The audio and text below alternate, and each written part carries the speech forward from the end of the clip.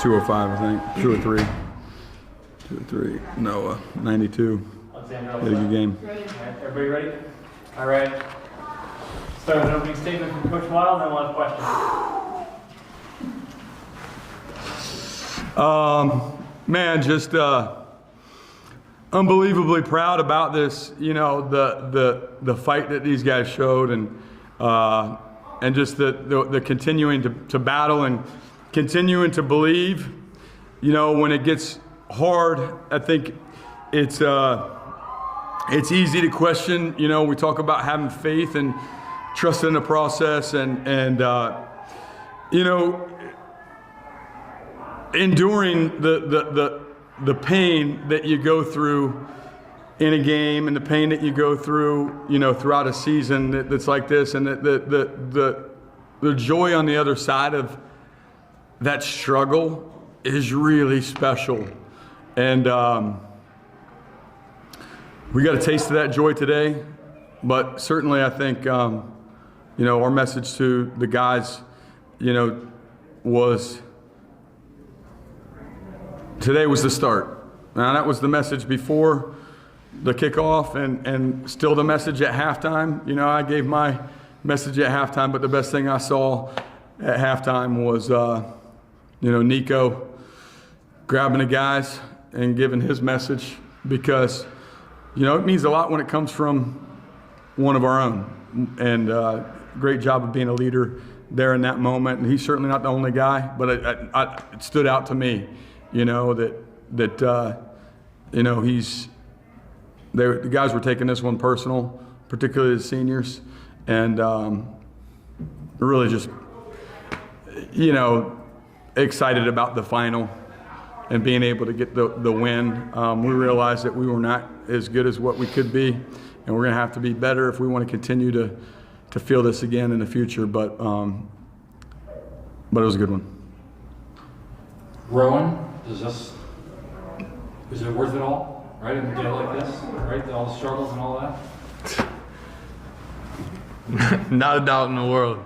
I mean, I can't even begin to describe how much this means to the guys and how much work we put in, and to experience a success like this, words can't describe it. Andy, how many two-point conversion plays do you have in the playbook, and did you use them all today? We have a couple more. So we're ready. We had to, you know. As many as we need. Yeah. We didn't have to use one of them because we were at the 1.5 yard lines. We just ran one in, right? You know, but honestly, with the change of the rules, right? I think you have to have some two-point conversion plays, because if you end up in overtime, you know, at some point in time they stop doing overtime. You just change in two-point conversions. Now, like, you know, did I ever expect us to be able to go 4 for 4?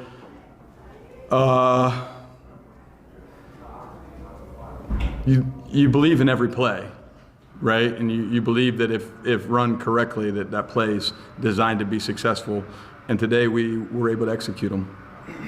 Colin, can you kind of take me through first the shovel pass play and what you need to do once you catch the ball?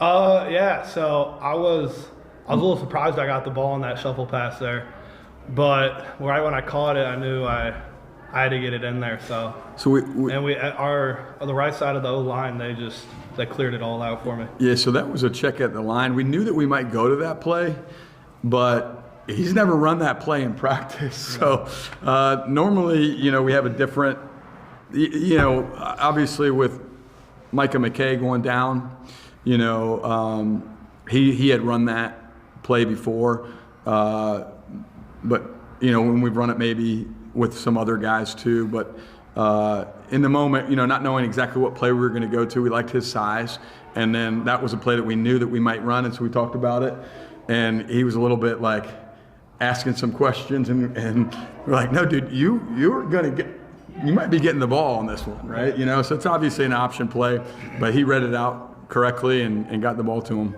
I guess, Rowan, if it's a check at the line, just kind of what did you see on that play that made you want to go with that one? I mean, not my call, not my check. You know, Coach Flo in the box sees something that he likes, and we got a list of stuff that we could go to, and he made a great call, and we all just went on and executed. Yeah, but he had to then, on the play though, he's got other options that he can get the ball to other than to Colin, and he made the right read on that because it was right there. And And Colin, when you find yourself open in the end zone on the final 2-point conversion, are you just praying the ball is coming your way? I was just like, just throw it up, and he got it there. Truth be told, he delivered it great. he's probably not the first read on that, so he had to again kind of process through that and get it to the right guy. Rowan, So he's probably a little bit surprised that it went to you. Yeah. So. So Rowan, going to the touchdown run, you know, what do you see on that play? I just knew that I had to just put my shoulder pads down, and there wasn't anybody that was going to stop me on that one. And I was just going to keep those legs churning, and I was scoring that one no matter what. And I knew there was more plays to be made, so, you know, just trying to keep your composure and, you know, get ready for the next one. Andy, was it ever a doubt in your mind to go for 2 in that situation? Yeah, I mean, like, you know, you obviously, you know, you're playing it all out, and, you know, what are your odds of winning in overtime versus your odds of being successful in the 2-point play? You know, you still have to make the extra point, you know, and so there's some level of, like, you know, even if it's 95%, there's still, you know, that 5% that you don't make it. We liked that particular play a lot, and I felt like our chances of being successful on that particular play were higher than 50-50, and it just felt like we had the momentum, so let's go seize the moment. Rowan and Colin, a 2-point conversion walk-off on senior day is not exactly new for this program. What does it mean for you guys to be involved in the latest iteration of that? Well, for me, I'm not a senior, so I gave everything I had for all the seniors his last time on Brownfield. So we played the game for the seniors this game. I mean, personally, I can't think of a better way to send our seniors out and to, you know, go out on Brownfield. I mean, just storybook, you know. Words can't describe, like I said. I don't even know what to say. Rowan, when you're down 24-0, you can't get it back in one possession. How do you have to approach the game when it's 24-0? I mean, we knew all game that we could have success on them. You know, we were driving the ball. We were just, you know, kind of self-inflicted wounds. So we knew if we could mitigate those, we'd be able to put some drives together and, you know, made a couple plays, and we're right back in the game. So I mean, I think he went 96 yards with, I don't know how much time, 50-some seconds, 49 seconds left. You know, that's pretty big play by him and by the guys, the offense out there to go put that drive together. Obviously, you know, that was big. Obviously, lost in the shuffle of this is the work the defense did in the second half. Just, Andy, what can you say about them to buckle down and keep them out of the end zone late? Yeah, I mean, you know, that defensive unit is very beat up. You know, you saw the loss of Michael Markley last week, and then you know, came in and Tyler McBride gets a concussion, and then in the game, Cervantes goes down for a little bit, and you know, it just, you know, I got to give some credit to, you know, those guys that getting their first opportunity of the season. Some of them been in the program for a long time. Some of them are freshmen, but you know, standing up and making plays. Frank, you know, Bartell made some big plays kind of in his, you know, first extended opportunity on defense. I think, you know, Hill did some good things. Justin Jermu did some good things. So, you know, a lot of guys just next man up mentality battling, and those guys were able to get some stops. Ron, if we can go back to the game-winning 2-point conversion, just what did you see on that play to process that? I mean, that's a play we practice every week.